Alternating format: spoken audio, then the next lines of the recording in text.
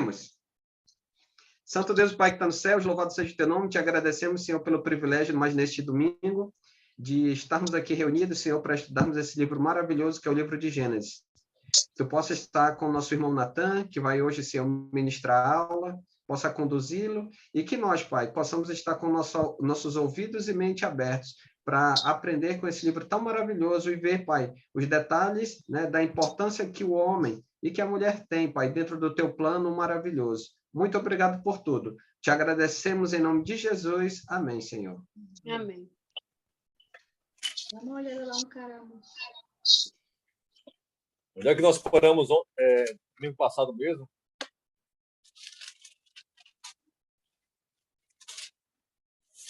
Não é no capítulo 2, não, né? É antes, né?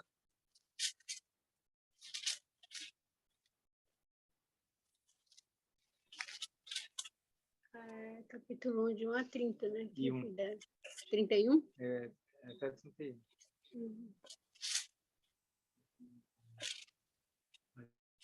Vou precisar voltar um pouquinho, porque o capítulo 2 ele já inicia ainda no final do capítulo 1, né? É. Mas antes, deixa eu vos perguntar se vocês estão lembrando. Qual foi o primeiro livro escrito na Bíblia? Não foi Gênesis, não? Indo Olha, eu prestar aula. respondendo com outra pergunta, Gênesis, né? Já. Jó. Foi Jó, né? Foi Jó, foi. E Jó tem uma referência lá, aproveitando, Jó capítulo 38. Jó capítulo 38, versículo 4. Vocês lembram que Jó, que nós já estudamos, quem lembra da aula de Jó? Jó, ele teve uma situação desastrosa, trágica na sua família. Com exceção dele, da pessoa dele, da sua esposa, ele perdeu todos os filhos, além de sofrer uma grande enfermidade. Enfim, todo o decurso do livro de Jó, ele haja fazer vários questionamentos. Ele não tinha muita ajuda dos seus amigos, não, que pensavam diferente, até a sua própria esposa. Enfim, ele fez vários questionamentos sobre a sua vida em questão daquele momento pós-tragédia, pós as tragédias. E nós sabemos, dentro do contexto, que nada mais era que a obra de Satanás, com o intuito de mostrar para Deus que Jó não era assim tão fiel a Deus, como ele mostrava. Mas, enfim, chegou um ponto em que Jó, ele, de tanto questionar, no capítulo 38, começa a vir as primeiras respostas de Deus. Ou, não seria bem resposta, na verdade, é a vez de Deus questionar a Jó. E eu destaquei um versículo que nos dá uma luz ao livro de Gênesis, versículo 4. Vamos ler a partir do versículo 3 de Jó, capítulo 38, que diz assim: Cinge, pois, os lombos como homem, pois eu te perguntarei, e tu me farás saber. Veja bem, cinge, pois, os lombos como homem, pois eu te perguntarei, e tu me farás saber. Onde estavas tu quando eu lançava os fundamentos da terra? Dize-me, se tens entendimento. Então, ele começa a fazer uma questão, uma pergunta após a outra, uma pergunta após a outra. Deus perguntando a Jó. E Jó chega a ficar constrangido com todas essas questões, porque ele nem abre a boca, deveria abrir, né? Enfim, mas o ponto em questão é só esse versículo. Onde estavas tu, sendo homem, quando eu lançava os fundamentos da terra, para poder questionar tanta das coisas? Onde ele estava? Na verdade, ainda não estava, né? Sendo ele homem. Mas o ponto é que serve a nós como referência. Assim como para Jó, mais ou menos escrito há uns 3.500 anos, ou mais, ou menos, enfim, mandado a longínquo antes de Cristo, serve para nós, como seres humanos modernos, mesmo com todo o conhecimento possível, tecnologia que nós temos nos tempos modernos, o fato é que nenhum ser humano testemunhou a criação. O Gênesis, o início. Isto é o relato, é as palavras de Deus que dá origem a tudo, não somente a Terra, mas tudo que sabemos sobre o universo. E, na perspectiva de quem escreveu, procuramos entender, a fim de compreendermos a Bíblia e aceitarmos pela fé. Pois assim está escrito lá em Hebreus,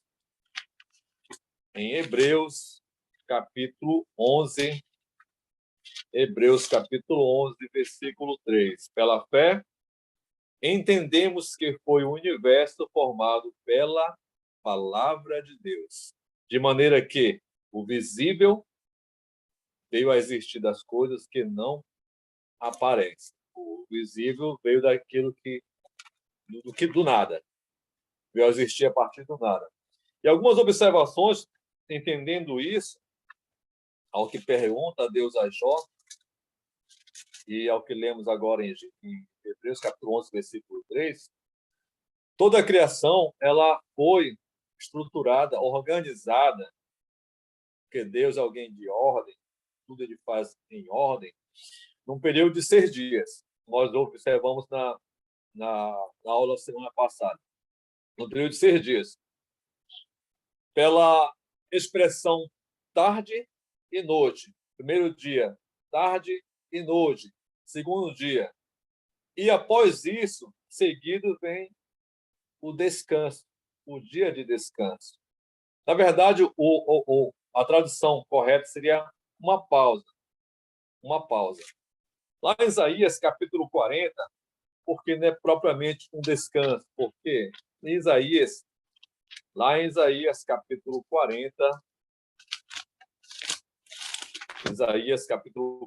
versículo 28,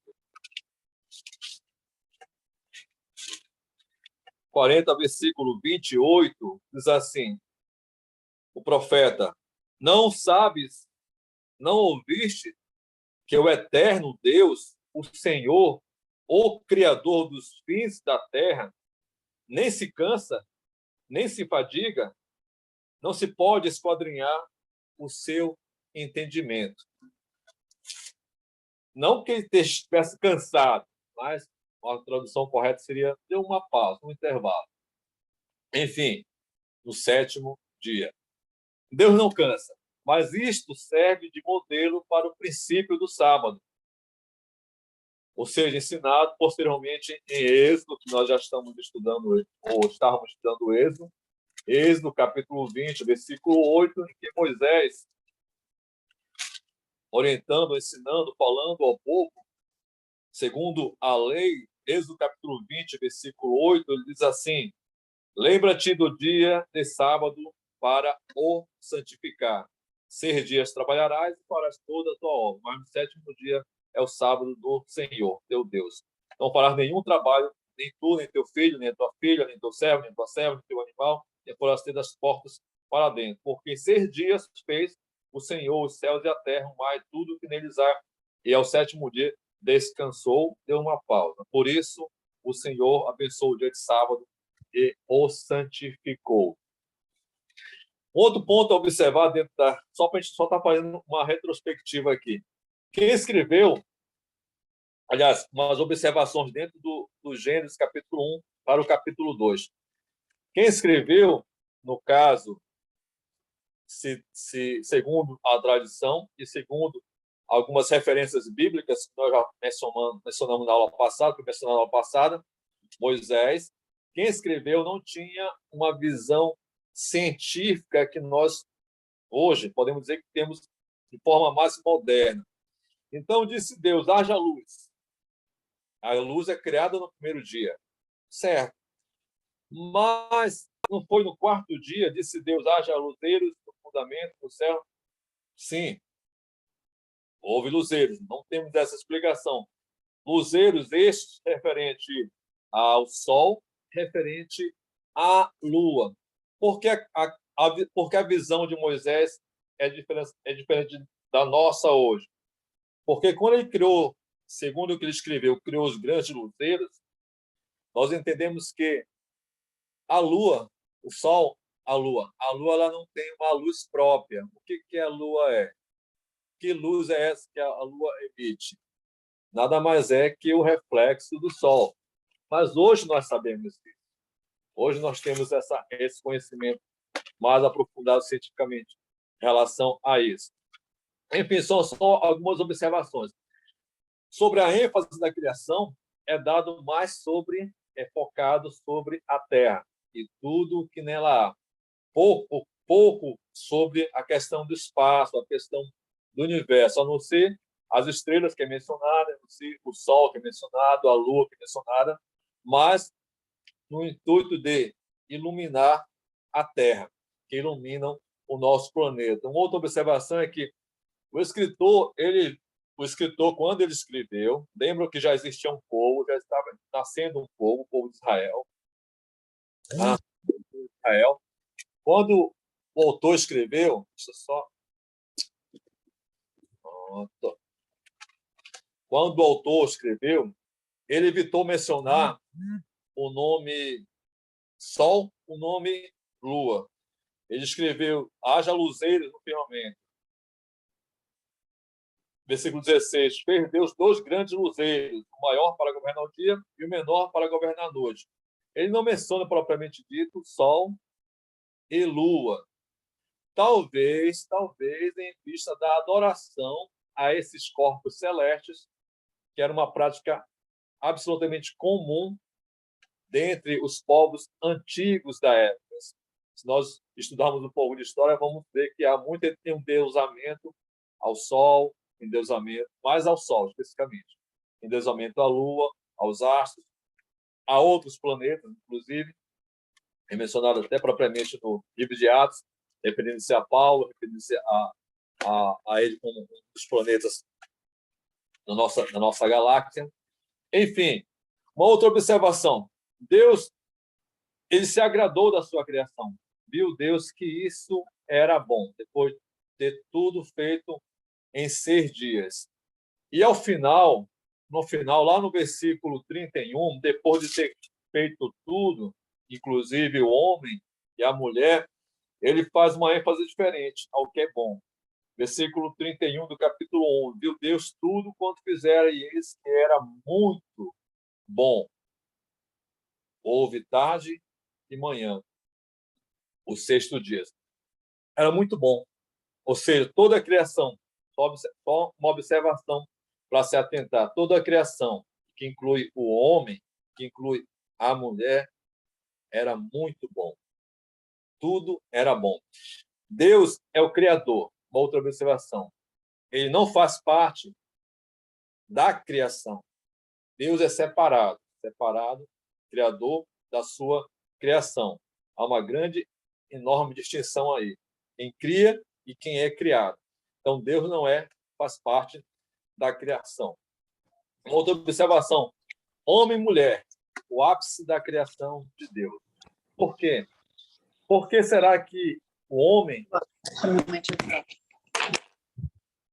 podemos dizer assim, foi a coroa da sua criação? O que há de tão especial na criação do homem e da mulher? O que vocês podem falar aí?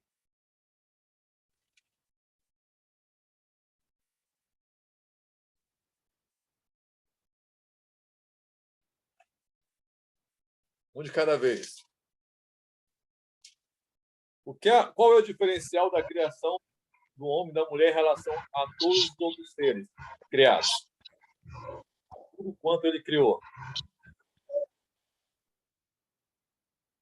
O versículo 23 diz assim, do capítulo 2. Então o homem disse, agora sim, esta é carne da minha carne e osso dos meus ossos. Ela será chamada de mulher porque Deus a tirou do homem. Chegou perto, mas nem tanto. Claudamiro. Por que será que a criação do homem foi tão especial? O que tem de especial na criação do homem? Ele também era criatura. Era uma criação de Deus. Mas qual é o diferencial do homem em relação às outras criaturas? Onde está a resposta? Está no versículo 26. Qual é a resposta? 26, 27, qual é?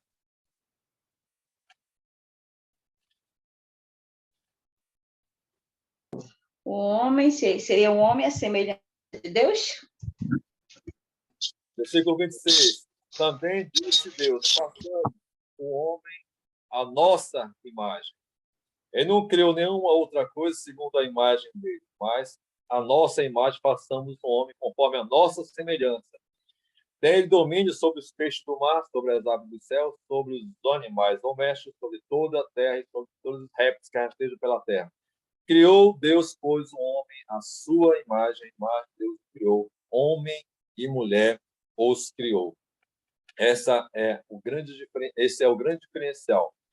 Homem e mulher, homem criado segundo a imagem de Deus. E é esse ponto que nós queremos dar mais ênfase para o nosso estudo até o capítulo 2, e precisamos entender perfeitamente bem isto. Foi feito segundo a sua imagem e a sua semelhança. O homem foi feito do pó da terra e a mulher feita do homem, ou seja, da sua costela, ou como diz alguns eruditos, do seu flanco, do seu lado. Em Gênesis capítulo 2, 4 a 25, nós temos alguns detalhes a mais, que é onde começa o nosso texto, né? Alguns detalhes a mais a respeito do homem, da sua criação, bem como da sua mulher. Nós voltemos um pouco à questão da sua imagem e semelhança. Vocês entenderam perfeitamente bem a questão da imagem e semelhança?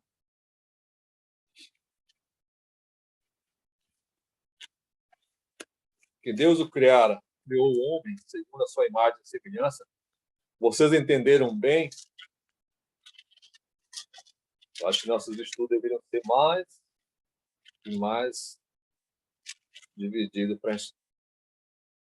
É o diferencial de animais para o homem, hein, Natan? O diferencial de animais para o homem. Qual o entendimento de Deus ter criado segundo a sua imagem e semelhança? Qual é esse entendimento que vocês têm? A inteligência, a diferença de animais para o homem. É algo realmente bem entendido nesse sentido. No nosso período escolar, para quem estudou lá no início, já estava no início da alfabetização, vai entrar no primeiro ano fundamental, segundo ano, a gente aprende uma coisa, que dos seres que existentes, nós também somos um ser existente, somos denominados como seres racionais. O único ser racional é o homem. O que não é homem são seres irracionais, justamente porque não tem essa inteligência, não pensam, não raciocinam, assim como Deus coloca, mas vai algo muito mais além disso. Além da comunicação que Deus tinha diretamente com ele, com o homem, nós vimos isso no capítulo 1, aliás, vamos ver isso no capítulo 2, no capítulo 3, mais especificamente, que Deus ele andava ao virar do dia para procurar e para conversar com o homem. Enfim, então havia uma comunicação direta com o homem. Há uma interação direta com o homem, não com os outros, mas com o homem. Porque eles tinham essa ligação, que fora criado assim. Mas vamos observar nas Escrituras que vai muito mais além disso. Por quê? Lá, só entendendo mais a questão de ter criado segundo a sua imagem e semelhança, a escrita em hebraico, que é a linguagem original, eles costumam fazer de uma forma poética, dando duas palavras e uma subsequente à outra, dando mais ênfase à primeira palavra e um entendimento mais amplo sobre essa primeira palavra. uma serve de suporte para a outra. Imagem e semelhança têm a mesma ideia, só que a segunda dá mais ênfase, amplia esse entendimento no que diz respeito à questão da imagem e semelhança do homem em relação a Deus. Pois bem, entendendo isso, alguns, assim, abrindo um pouco uma parênteses aqui, alguns homens, ouvindo, talvez, lendo isso, essa referida passagem, entendem que, por serem semelhantes ao homem ser semelhante a Deus, se denominavam propriamente deuses. Dentro da história da Bíblia e dentro da história secular, nós observamos, nós encontramos muitos homens dotados de poder e autoridades que se denominavam deuses, talvez porque tivessem essa ideia de ser um homem criado à semelhança de Deus. Mas é só uma hipótese. Pode ser verdade também. Vamos lá. Sexto dia, a criação do homem. Anteriormente, tudo fora criado por sua palavra. Assim diz o texto. Mas sobre o homem, Gênesis declara, em versículo 6 e 7, que nós já lemos, Deus façamos o homem segundo a nossa imagem. Se nós observarmos os textos anteriores, disse Deus, haja luz. Disse Deus, haja ervas. Disse Deus, haja luzeiro. Disse Deus, chegou no homem, disse Deus, façamos o homem a nossa imagem e semelhança. E assim segue. Então, o homem foi criado segundo a imagem e semelhança de Deus, a imagem de Deus o criou. Mas Deus, ele é espírito, não é? Lá em João, capítulo 4, não precisamos ler, que alguns dos textos nós conhecemos bem. Lá em João, capítulo 4, Jesus, numa conversa com uma samaritana, ele pede água e, na conversa, ele começa a falar sobre a questão da adoração. E, no final, ele fala que Deus que o Senhor Deus é espírito, e importa que as pessoas adoradoras o adorem em espírito e em verdade. Em João capítulo 1, fala que ele é o verbo, ele, a palavra que se transformou em carne. Lá em Êxodo, capítulo 3, versículo 13 a 14, quando Moisés foi chamado, Moisés não viu a Deus, a não ser na sarça ardente, ouvia a sua voz. Quando Moisés foi chamado, e Moisés disse, mas como é que eu vou falar a respeito de ti para o povo? Lá no capítulo 3, versículo 13 a 14, disse assim, disse Moisés a Deus, desde que quando eu vier aos filhos de Israel, e disse, o Deus de vossos pais me enviou a vós outros, e eles me perguntaram, qual é o seu nome? Que lhes direi? Disse Deus, eu sou o que sou. Disse mais assim, dirás aos filhos de Israel, eu sou, me enviou a vós outros, é somente eu sou. Então não há uma clareza de algo físico, algo palpável. E como pode então o Senhor possuir uma imagem? A imagem de Deus foi criada, o homem, segundo a sua imagem.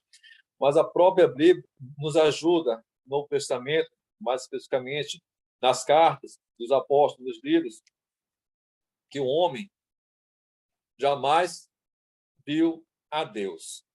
O primeiro homem, lá em 1 Coríntios, capítulo 15, eu peço que vocês me acompanhem. 1 Coríntios, capítulo 15, eu peço que vocês me acompanhem.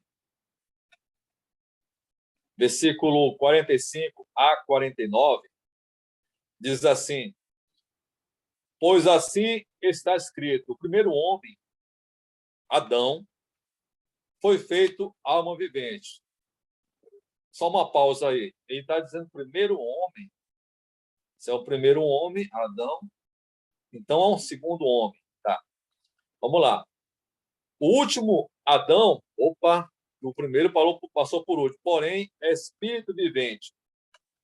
Mas não é primeiro o espiritual, e sim o natural, depois o espiritual.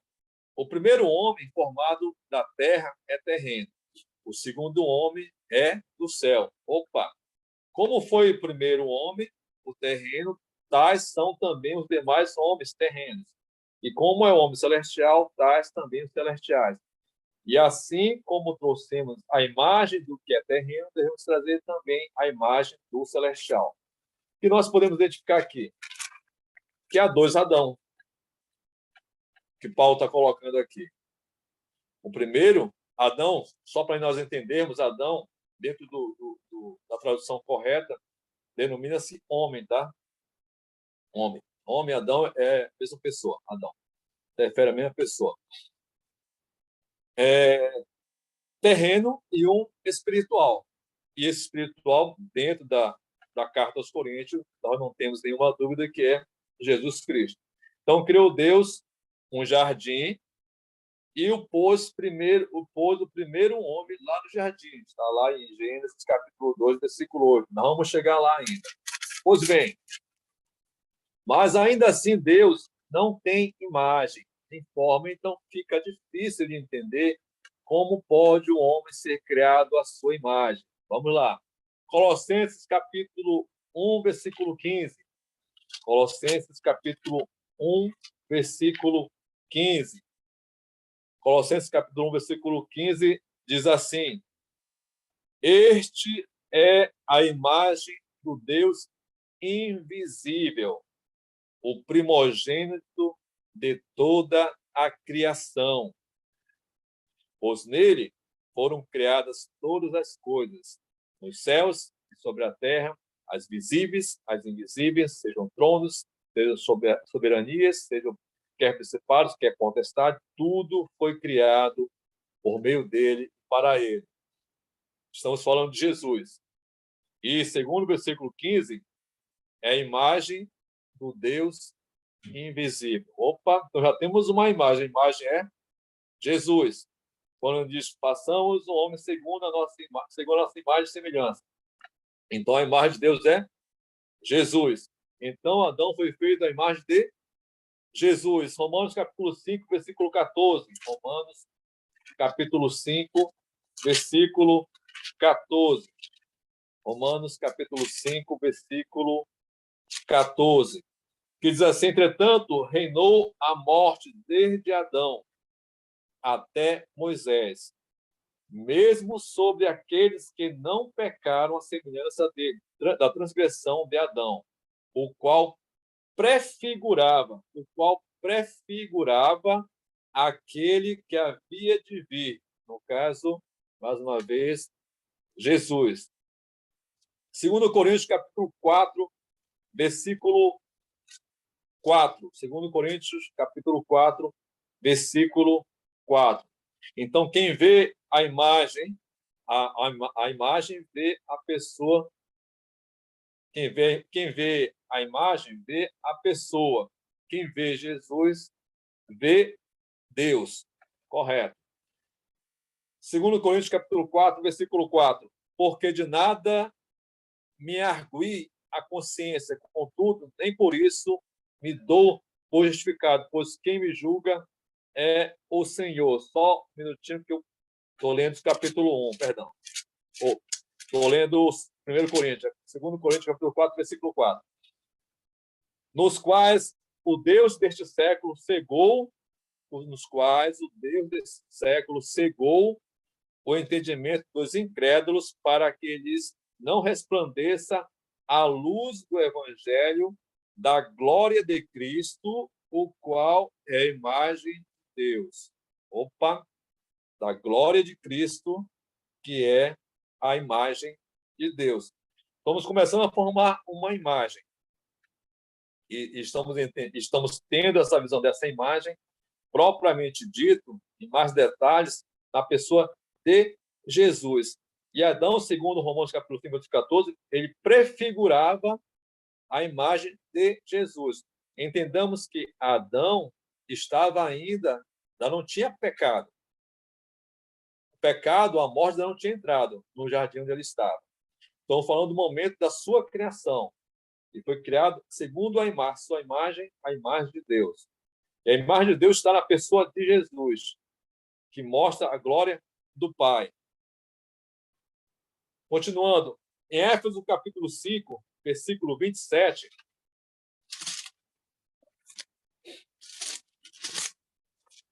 Éfeso, capítulo 5, versículo 27. Diz assim, fala sobre a questão da Jesus. Na verdade, o apóstolo usa a figura do homem e da mulher, mas fala de Jesus e da sua igreja. No versículo 27, ele diz assim, para que, vamos ler no versículo 26, para que a santificasse, tendo-a purificado por meio da lavagem de água pela palavra, para apresentar a si mesmo igreja gloriosa, sem mácula, nem ruga, nem coisa semelhante, porém santa e sem defeito. Assim também os maridos devem amar sua esposa. O ponto aqui é, a igreja é formada por pessoas, ou por discípulos, ou por servos do Senhor, por aqueles que foram resgatados do reino das trevas para a sua maravilhosa luz. Então, são pessoas que devem ser apresentadas. Jesus proporcionou isso por meio da sua morte, para que pudessem ser apresentadas a Deus, gloriosa, sem mácula, nem ruga, nem coisa semelhante, porém santa e sem defeito. Onde podemos entender isso? Lá na questão de Adão. Adão, como todas as criações, foi algo bom. Tudo que Deus criou foi bom, inclusive Adão, o homem, e inclusive a sua mulher. O que nós podemos perceber aqui? Uma restauração da parte de Jesus para aquele homem que era lá no início. É o que Jesus está proporcionando. Deus tinha um plano, isso é fato. Deus tinha um propósito para a sua criação. A sua criação era boa e tinha um propósito. No entanto, vamos entrar depois no capítulo, se Deus permitir, na próxima semana, no capítulo 3. No entanto, o homem, ele desfez essa imagem. Ele destruiu essa imagem. Fazendo a escolha errada, desobedecendo ao Senhor e adentrando assim o pecado, entrando assim a morte. Ou seja, ele pecou contra o Senhor e permitiu que a morte entrasse. Ele desfez toda aquela imagem, aquilo que era bom, aquilo que era perfeito, que Deus assim o considerou. E Jesus vem trazendo esse outro plano para que toda essa criação fosse restaurada.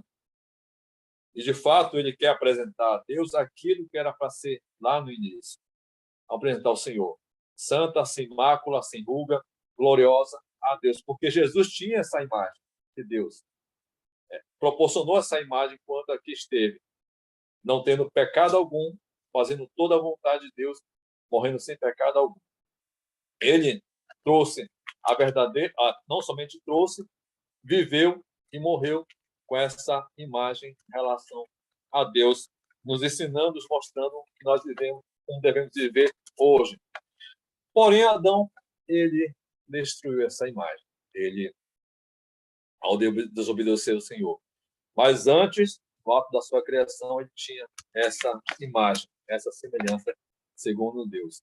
E nós aprendemos que Deus, ao interagir com o homem, interagiu com muitos, como Abraão, como a Noé, como Abraão, assim, até o próprio Moisés, assim, escolhendo homens, alguns homens específicos, que pela fé, somente pela fé, do seu caráter e do seu diferencial em relação aos seus, à humanidade da época, tinha um destaque especial. Deus escolheu a estes homens. Enfim, o ponto é que Deus proporcionou um outro plano, como um plano de restauração. Lá em Atos capítulo 3, versículo 19, Atos capítulo 3, versículo 19, Atos capítulo 3, versículo 19 a 21,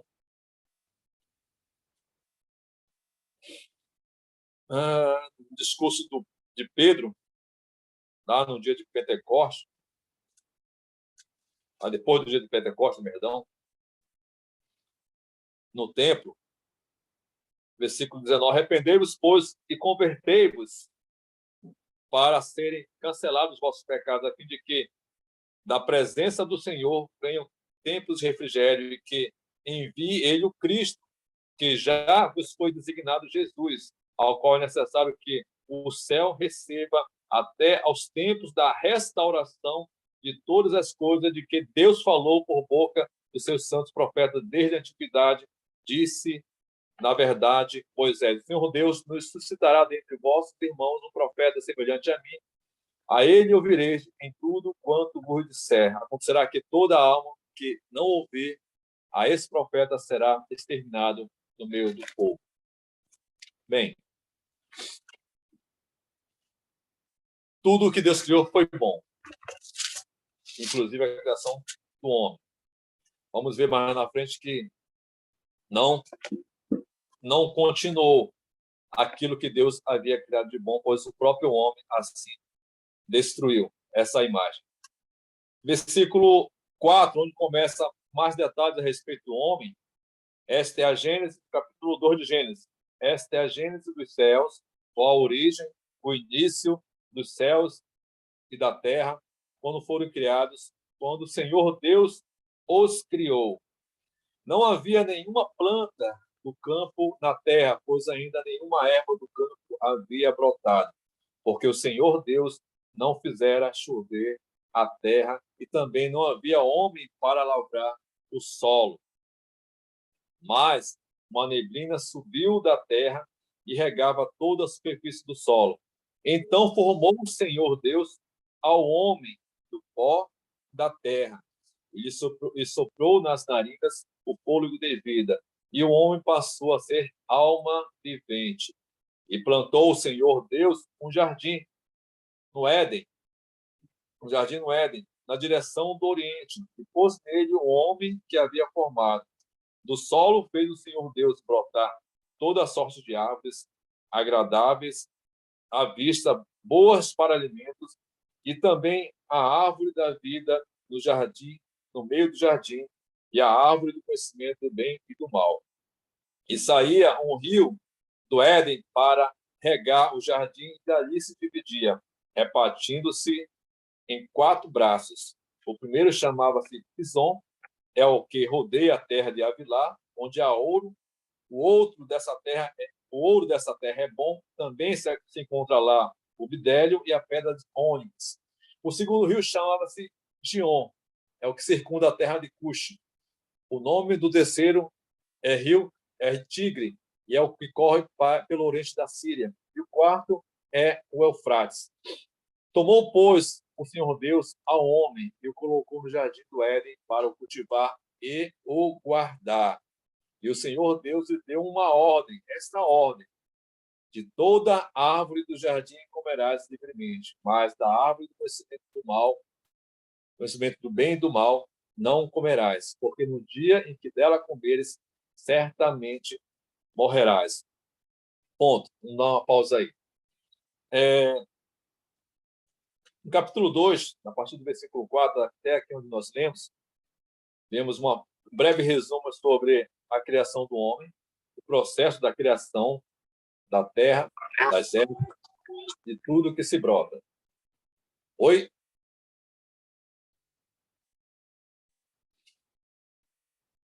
Aí, nesse processo todo, Deus criou um jardim. Nós não temos exatamente não temos uma localização exata desse jardim. Os rios mais conhecidos que ainda podemos encontrar em mapas é o rio Tigres e rio Eufrates. É onde ficava ali a Babilônia, mesmo a Babilônia que levou exilado o povo judeu, o povo de Judá. Levou exilado o povo de Judá. É mais ou menos ali. Outro rio, que é o Pison, esse ficava para onde fica mais ou menos ali a Índia. A Índia. E o outro, Gion, é onde ficava mais ali o Golfo Pérsico. não faz muito tempo, houve muito conflito por conta da terra ali naquelas remediações do Golfo Pérsico, onde fica ali o Iraque, o Irã, naquelas mediações ali. São os 4 braços de rios que surgem lá do Jardim do Éden. Então, seria mais em cima, onde fica mais ou menos ali a região da Mesopotâmia, fica ali a Babilônia. É o que nós temos. Alguns historiadores acham que, pós-dilúvio, muita coisa tenha mudado no que diz respeito à geografia, no que diz respeito a rios, por conta do dilúvio. Talvez isso tenha tirado, não somente ter tirado a questão de alguns rios do mapa, porque há ainda interrogações sobre isso, mas também ter destruído o Jardim do Éden, o jardim do qual, posteriormente, vamos ver, Adão e Eva foram retirados desse jardim. Um outro ponto que nós observamos nesse texto é que de tudo que Deus criou, que era bom, era agradável, à vista e boas para elemento, toda sorte de árvores foi criada nesse jardim, havia 2 em questão. Uma da árvore da vida, que não menciona-se nenhuma proibição com respeito a comer, mas com relação à árvore do conhecimento do bem e do mal, Deus foi bem enfático a Adão.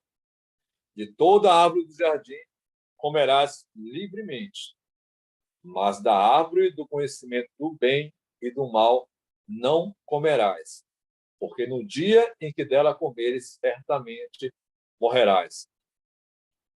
Daqui, desse trecho, nós já entendemos que o homem foi criado com uma liberdade de escolha, dando justamente o Senhor esse entendimento. Você não pode comer. Imagina você falando para o seu filho, ó, essa tomada aqui, isso aqui dá choque, isso aqui queima, você não pode pegar. Talvez ele entendesse, talvez não, mas o fato é que ele só vai entender depois que ele pega, né? Pega um choque, pega e queima o dedo. Mas esse é o ponto. Deus não vai segurar o homem de não fazer. Ele está dando uma ordem, está sendo enfático. Você não pode comer. Pronto. Aí é uma escolha dele. Mas ele sabe que de tudo ele pode usufruir. E tudo é agradável. Um outro ponto a observar nesse ponto, na questão da árvore do conhecimento do bem e do mal, é o fato da discriminação da árvore, do conhecimento do bem, ou seja, do que é bom, mas também do que é mal. Alguns estudiosos colocam da seguinte forma: bem, se é bem, se é mal, eu posso tender a fazer o que é bem, né? Mesmo que eu tenha o conhecimento do que é mal, eu posso buscar o que é bom. Mas a ordem é: não comerás daquilo que te dá conhecimento do bem e do mal. Ou seja, se até aqui o homem, o Adão, não comeu, ele não tinha nenhum conhecimento. É como uma criança que não sabe ter um pensamento maldoso, não sabe que determinadas coisas podem fazer mal, podem colocá-la em situação de perigo, não sabe que pessoas mal intencionadas podem fazer mal. Então, seria esse pensamento. Adão e Eva, assim como elas, não tinham esse conhecimento. Tanto é que, mais na frente, a questão até só fazer uma observação à parte, quando a serpente se apresenta a Eva, para ela fosse, talvez nós homens, ou mulheres mesmo, vissem uma cobra e já saia correndo, uma aranha, algo do tipo, já saia correndo. Não foi o caso da Eva. Para ela, a criança é a mesma coisa. A criança vê a gente sabe o que é nocivo ou não é nocivo a nós, seres humanos, ou uma criança. Mas a criança em si, ela não sabe.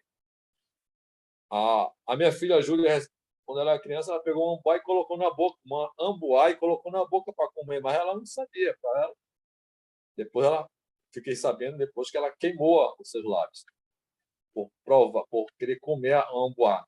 Então é esse entendimento que nós estamos tendo antes de Adão e Eva comerem, ou serem proibidos de tocarem do fruto ou comerem do fruto desta árvore. Uma pausa para questões, para perguntas, para dúvidas, para acrescentar alguma coisa até esse ponto aí.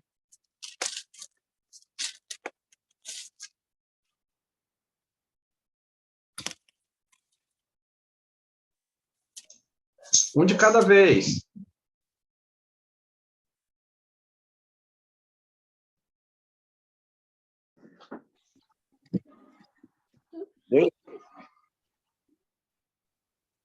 Dá para ouvir aí?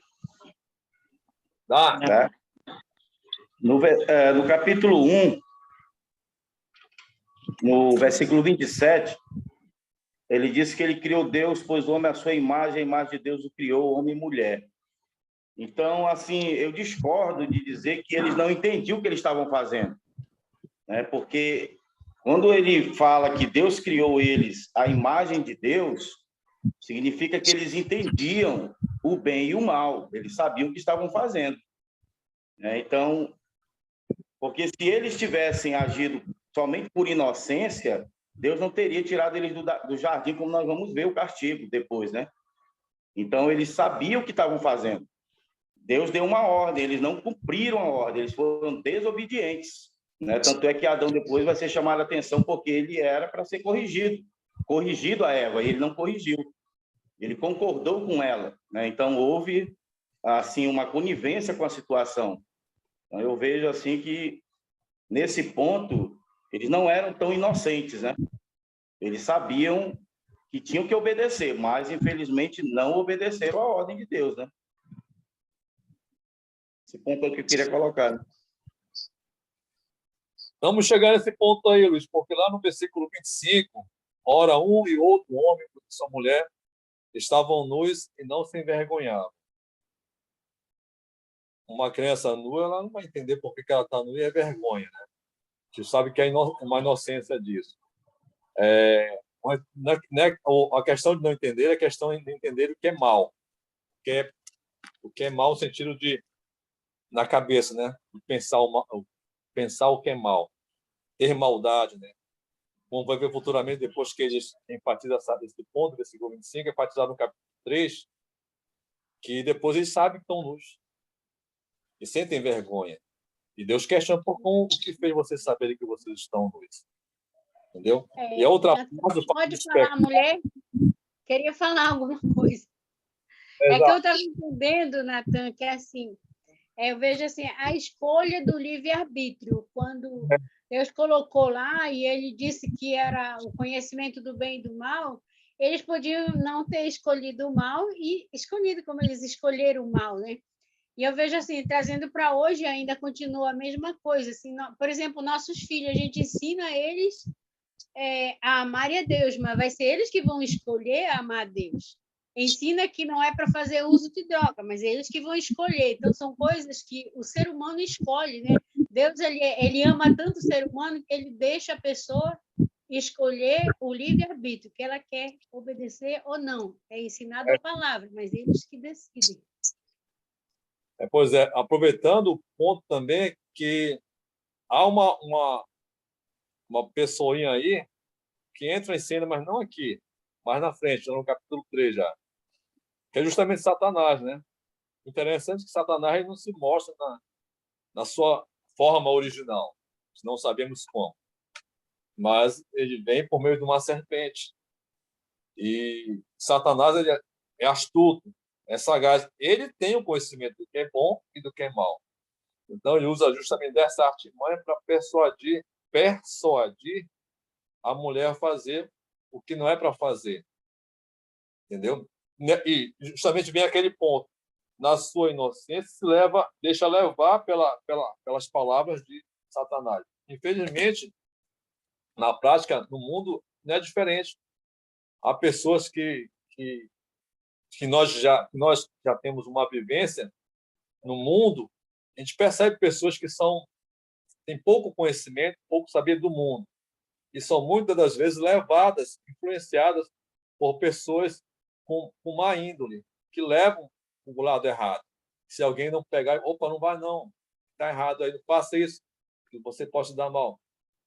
Que não toma essa posição, mas tem pessoas que têm essa coisa boa, de não ter uma maldade, não ter uma visão para aquilo que é mal, como muitos de nós já vimos, vivenciamos muitas das vezes e sabemos o que é mal. Tanto é que nós procuramos ensinar nossos filhos para aquilo que é bom, para o caminho que é bom. E eles vão ter essa percepção daquilo que é bom e daquilo que é mal, mas vão ter a orientação daquilo que é a consequência do que é bom e é a consequência do que é mal. E é uma coisa vai levar a outra. O ponto aqui em questão, dentro da formação do homem, da mulher, até que, lembrando que eles ainda não pecaram, lembrando aqui que o plano de Deus em relação a Jesus, de vir ao mundo, ainda não está em ação, não só entrar futuramente. Por quê? Porque tudo que Deus criou é bom, foi muito bom. Isso está no versículo 31, capítulo 1. Viu que o que ele criou é bom. Então, se é bom, não tem nada de mal. Se ele está dizendo que é bom, não existe nada de mal. Entendeu? Foi justamente, agora não me pergunte por que Deus colocou lá a árvore do conhecimento do bem e do mal. Eu não posso explicar por que Deus colocou a árvore do conhecimento do mal. Ele podia não ter colocado? Podia não ter colocado. Mas o que nós entendemos é que Deus deu ao homem essa liberdade de raciocínio, como foi colocado no início, de pensar, raciocinar. Mas Deus poderia se calar, poderia ter se calado, poderia nem comentar a respeito disso. Mas ele só enfatizou essa única ordem. Não pode tocar, não pode tocar. Alguém tem mais algum comentário? Natan, aí está o caso, né? Não, foi dada a ordem. Não pode fazer isso, se fizer, desobedece. Então é o seguinte, é a escolha, o livre-arbítrio da pessoa, né? Deus colocou certo e colocou errado. Deus não fez o errado, mas colocou lá, olha, se você for para aquele lado, você vai... Então foi isso, né? É o livre-arbítrio que nós temos de escolher. Você escolhe para o lado que você... Não é isso? Um ponto a observar, Natan, só lembrando que Deus ele não criou errado, né? Não. Deus ele criou o homem. Na criação, a gente vê bem claro no 31 que tudo que Deus fez era muito bom. Só que na existência do universo, a gente vê o primeiro ponto lá da criação, como a gente viu semana passada, eram as trevas. As trevas, né? A luz foi separada das trevas. Então, isso mostra claro que havia a luz de Deus, mas também haviam as trevas. Mas Deus não criou, ela estava lá. Ela já estava lá. Tanto é que a Terra era sem forma e vazia. Lembra do caos que a gente viu semana passada? É uma representação daquilo que é mal.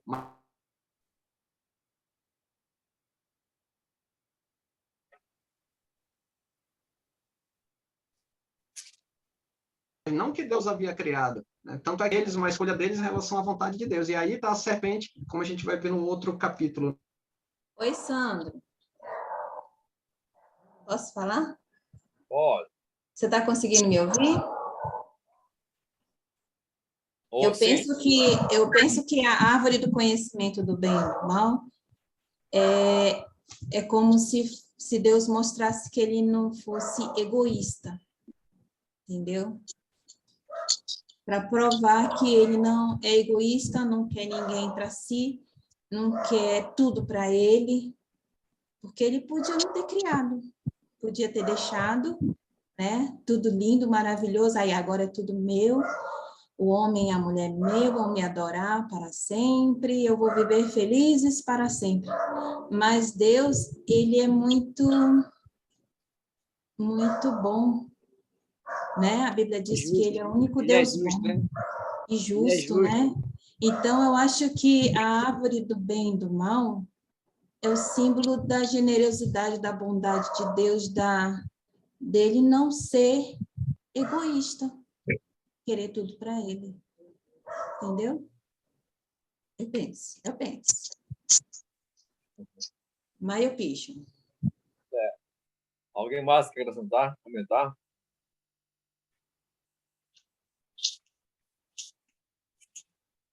Seguindo, que falta pouco para nós terminarmos aqui.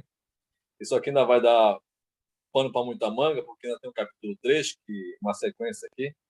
Enfim, disse o Senhor Deus, disse mais o Senhor, não é bom que o homem esteja só. Far-lhe-ei uma auxiliadora, que ele seja idôneo. Ou seja, não é bom que o homem... Deus observou toda a criação que o homem era o único diferente ali, porque estava só.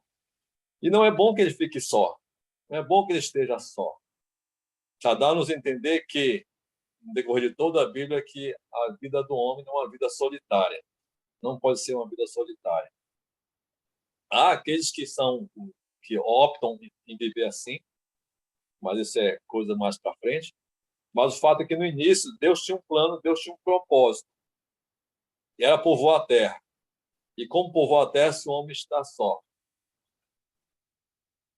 Não é homem, passamos, então, uma auxiliadora que ele seja idônea. Havendo, pois, o homem Deus formado na terra todos os animais do campo, trouxe as aves do céu, trouxe um homem para ver como se lhe chamaria. Então, o homem começou a dar nome a todos os seres.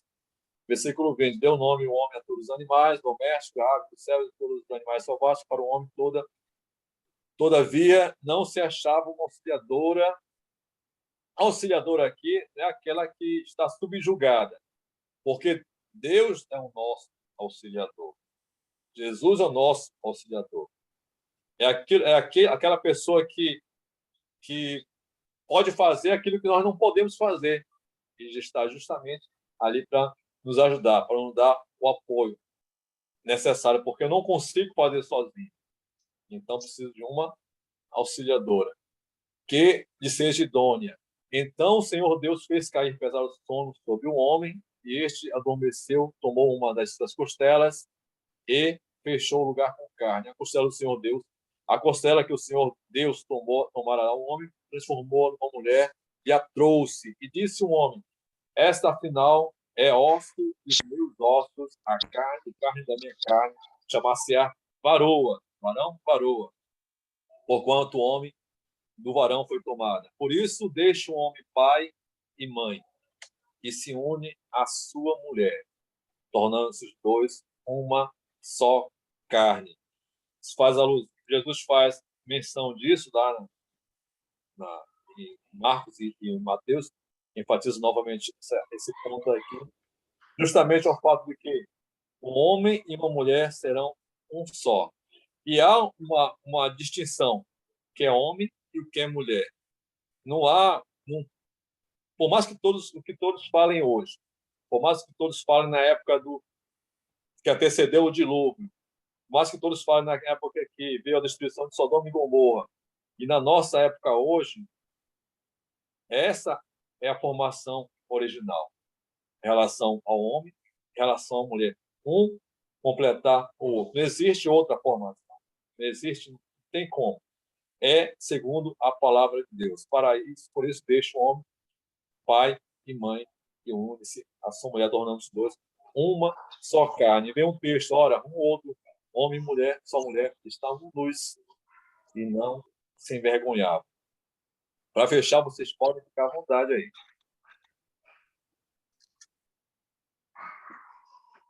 E Natan, o que eu notei nesse finalzinho aí é que não tinha inocente aí não, né? Foi ensinado por Deus. Deus mostrou o que é certo e o que é errado. Então, aí entra novamente a escolha do homem. O homem que tem que escolher. Então, nesse sentido aí, que a gente continua daqui para frente com a escolha do meu jeito. Até hoje temos a escolha. Sim, sim. Temos a escolha, sim. Um outro ponto em relação a isso, que o homem e a mulher foram criados de forma assexuada, entendeu? Justamente para que haja essa procriação. Mais algum comentário?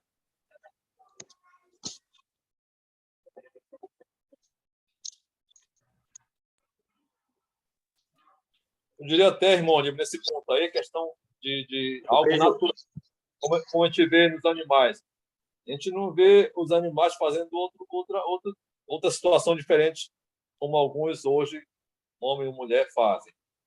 É do jeito que foi criado. Então, na Adão e Eva, do jeito que foi criado. Então, depois que houve a queda, vamos dizer assim, o pecado, aí já virou bagunça. Eu vejo que Deus, ele, assim, como nós vimos no versículo 18, o primeiro não era bom da Bíblia, né? E tudo era bom, né? E até o momento que ele percebeu a solidão do homem, né? E ainda bem, né? Que Deus criou a mulher, porque a pessoa, se ele se engraçasse por uma vaca, é um bom né? ponto. Porque ele foi até... Deus permitiu que todos os animais fossem até ele para ele dar o nome, e ali ele ficou observando se alguma ia ser compatível a ele. E ele não se agradou, ainda bem. Bom ponto. Mas alguém com outra observação semelhante? Quer falar, Ana?